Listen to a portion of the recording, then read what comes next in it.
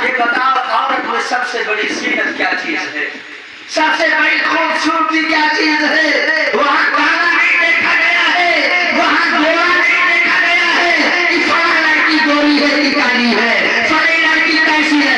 वहाँ ना तो गोरा देखा गया है, ना तो काला देखा गया है, ना तो लूली देखी गई है, ना तो लकड़ी देखी गई है, ना जबान की बूंदी देखी गई है। देखी गई है सबसे बड़ी जीनत।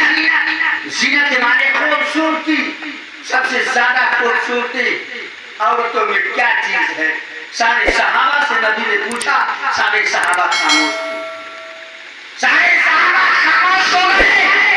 या तो सहाबा जानते थे, बताना मुनासिब नहीं समझा कि अल्लाह के रसूल के सामने कौन बताए, और या तो सहाबा जाने की जानते थे या नहीं जानते थे। उसी बीच में मौलाए अली शेर खुदा आ गए और फरमाया, अली एक सवाल का जवाब तुम बताओ। या रसूल अल्लाह वो कौन सा सवाल है? नबी ने फरमाया, बताओ औरत में सबसे ज्यादा खूबसूरती किस चीज का? औरत का सबसे बड़ी जीनत क्या है? मौलाए कायनात अली शेर खुदा भी खामोश हो गए। मेरे नबी ने फरमाया, सहाबा जाओ ये सबक आज याद करना, कल बताना करके। मौलाए कायनात तो रहा न गया, दौड़ते हुए सैयदा तैयबा ताहरा फातिमा की बारगाह में मौला मुश्किल हैं। तो क्या देखते हैं कि सैयदा तैयबा ताहरा घर में जलवा अफरोज हैं। आप दौड़ते हुए गए थे। सैयदा फातिमा ने जब देखा अपने शरीके हयात को, मौलाए कायनात अली शेर खुदा को, तो पुकार के फरमाया, मेरे सरदार का मामला है। मौलाए कायनात फरमाते हैं, ए फातिमा ये बताओ औरत में सबसे बड़ी जीनत क्या है? जिसे दुनिया खूबसूरत कहती है। आप तो दुनिया खूबसूरत इस बात को कहती है, लेकिन खूबसूरत उसको नहीं कहा जाता है जबकि उसका दिल ना खूबसूरत हो, उसका नजर ना खूबसूरत हो, उसका अकीदा ना खूबसूरत हो, वो नमाज और रोजे का पाबंद ना हो, वो कुरान की तिलावत करने वाली ना हो। तो फातिमा ने फरमाया, बस एक ही सवाल? कहा एक सवाल। का औरत की सबसे बड़ी जीनत उस औरत उसका पर्दा है। क्या फरमाया? उसका पर्दा है। अली फिर पलटे, फातिमा की बारगाह से नबी की बारगाह की तरफ अली फिर पलटे और पलट के आए, या रसूल अल्लाह सवाल का जवाब मिल गया। मेरे हबीब ने फरमाया, अली तेरा जवाब नहीं है, मेरी बेटी फातिमा का जवाब है। बेशक बेशक सुभान अल्लाह। तेरा जवाब नहीं, मेरी बेटी फातिमा का जवाब है। इसीलिए मेरे नबी ने फरमाया है कि पर्दा करना ईमान का दर्जा रखता है। अरे ईमान बुज़ुर्ग से मुनासबा, ईमान के चंद और 70 दर्जे है, और एक दर्जा इसमें ये भी रखता है जो पर्दा करना। वह हया शोबतुन मिनल ईमान, पर्दा करना ईमान का दर्जा रखता है। अगर पर्दा हट गया ईमान का समस्या निकल जाएगा दोस्तों। इसलिए अपने घरों में अपने बच्चियों के, अपने बीवियों के, अपने घर में सबकी पर्दा अहम जरूरी है। अगर कलीजे फातिमा बनना चाहती हो माँ बहनों, तो पर्दा करो। अगर कलीजे फातिमा बनना है, फातिमा की कलीज बन करके उनको जन्नत के साथ जन्नत ले जाना है, तो पर्दा करना, झूठ कभी ना बोलना, नमाज की पाबंद हो जाना, रोजे का पाबंद नहीं हो जाना, अपने शोहर से झगड़ा न करना, जबान दराजी न करना, वरना कलीजे फातिमा नहीं बन पाओगी। कलीजे फातिमा बनना है तो पर्दा करना होगा। कलीजे फातिमा बनना है तो नमाज पढ़ना होगा। कलीजे फातिमा बनना है तो इबादतें रियादतें करनी होगी। इसलिए गोरे का नाम खूबसूरती नहीं है, गोरे का नाम जीनत नहीं है, पर्दे का नाम जीनत है। पर्दे का नाम जीनत है, पर्दे का नाम जीनत है। वो कितनी भी खूबसूरत हो, कितनी भी खूबसूरत हो, अगर पर्दा नहीं है तो रब और उसके रसूल की नजर में वो खूबसूरत नहीं है, बल्कि वो जहन्नमी औरत है। सुन लो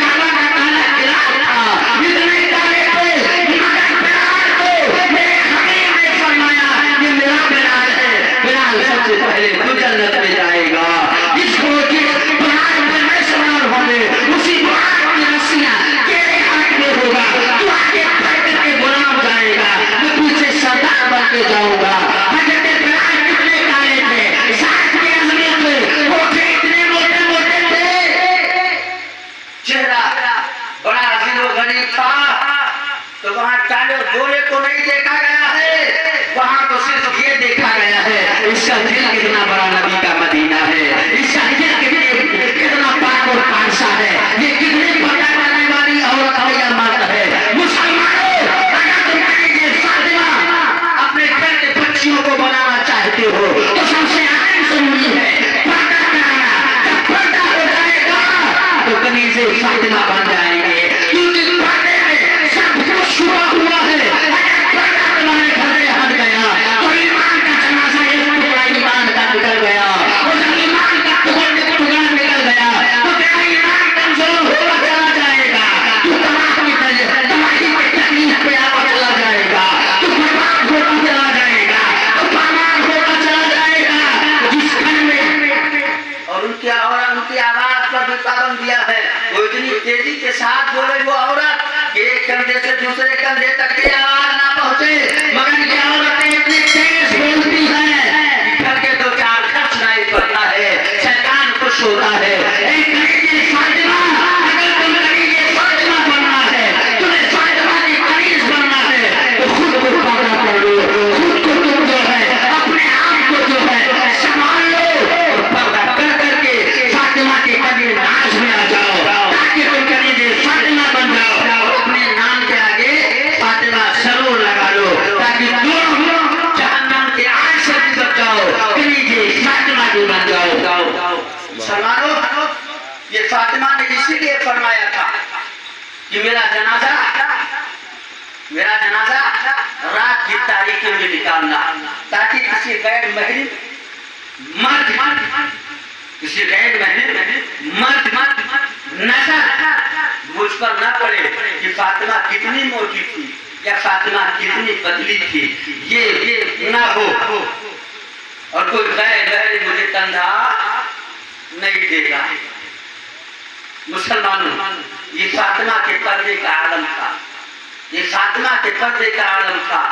आज हमारा और आपके घर का क्या रवाज है?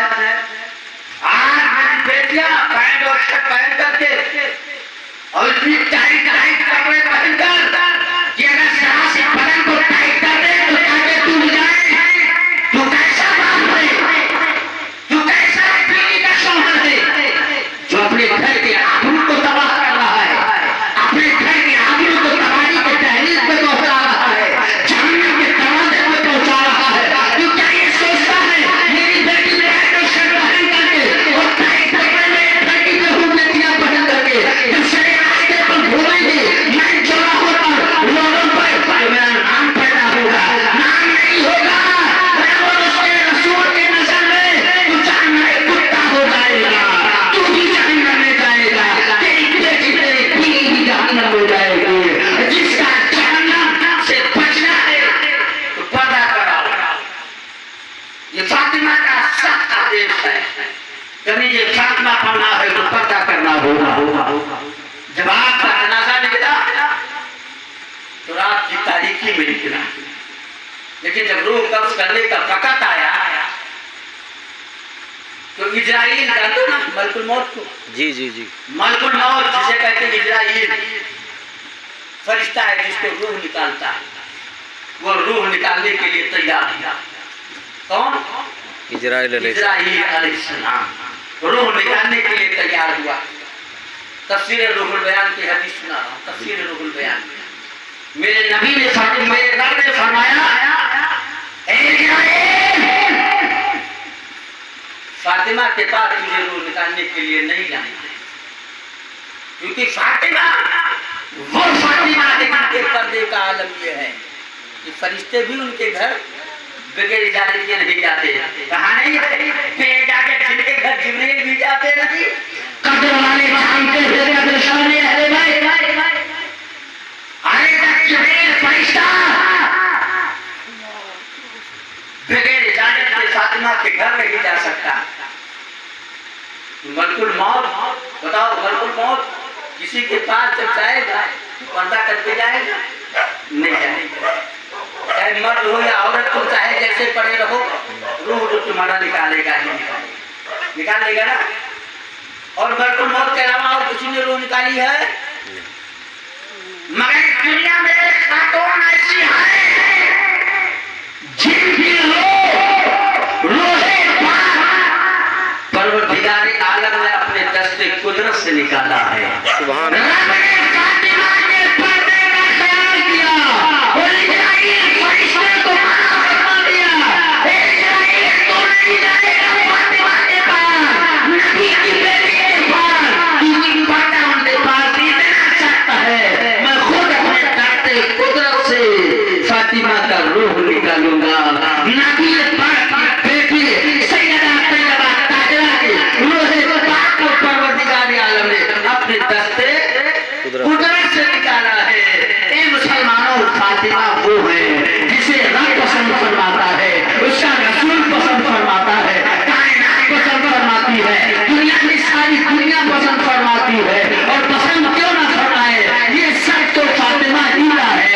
उनके बाबा भी फातिमा ही के तो है, और जब बाबा फातिमा ही के है तो खुदा मेरे नबी ही का है, और नबी खुदा ही का है, और खुदा मुस्तफा ही का है। इसीलिए मेरा इमाम पहली का ताजदार फरमाता है, सही सतो वही मोहम्मद की है अर्शद, ये भाई मोहम्मद खुदा की रजा चाहते हैं तो आलम खुदा चाहता है रज़ाई हो। सुभान अल्लाह, सुभान सब अल्लाह। कुछ तो मुस्तफा जाने रहमत की है, और मुस्तफा जाने रहमत के सत्ते में ये सारी उम्मत बख्शी जाएगी इंशाअल्लाह। बात समझ में आ गई? इसीलिए फातिमा से दिल लगाओ, फातिमा से मोहब्बत करो, और फातिमा को अपने सीने के अंदर जगह दो। मेरे हबीब ने फरमा दिया आखिरी जुमला, मेरे नबी ने फरमाया कि जिसने मेरी बेटी फातिमा से मोहब्बत किया उस पे जहन्नम की आग हराम है, और जिसने मेरी बेटी के नाम पे मेरे बेटी के नाम पे जिसने अपने बेटी का नाम रखा, या जिस खातून ने अपना नाम रखा, उस पे भी जहन्नम की आग हराम है। मेरे नबी ने मुजम्मिल की चादर ली और एक सहाबी को दिया और फरमाया है मेरे सहाबी इस चादर को छोटे छोटे टुकड़े कर लो, मुजम्मिल की चादर को छोटे छोटे कर लो, और मदीना पाक के अंदर जितना नाम फातिमा नाम बेटी हो उनको मेरे मुजम्मिल की चादर में तुम्हारे लायक फरमा दो, क्योंकि मेरे नबी ने फरमाया है कि मेरी बेटी के नाम पर जिसने अपना नाम रखा फातिमा, उसी तरह से मेरा हबीब अपनी बेटी से मोहब्बत करता है, और जो नाम रखने वाली बेटियां हैं फातिमा उनसे भी मोहब्बत करता है। इसलिए हम तमामी हजरात अपनी बेटियों का नाम कुछ भी रखें, इस्लामी तरीके से रखें, आगे फातिमा जरूर लगा लिया करें इंशाअल्लाह। मौला ताला कोई किस्म की बोलने में सुनने में उठने बैठने में अगर लफ़िश हो गई हो तो मौला तेरी बारगाह में इस्तग़फ़ार है, अस्तग़फ़िरुल्लाह रब्बी मिन कुल्ली ज़ंबि व अतूबु इलैह व मा अलैना इल्लल बलाग। अस्सलामु अलैकुम। सलातो सलाम।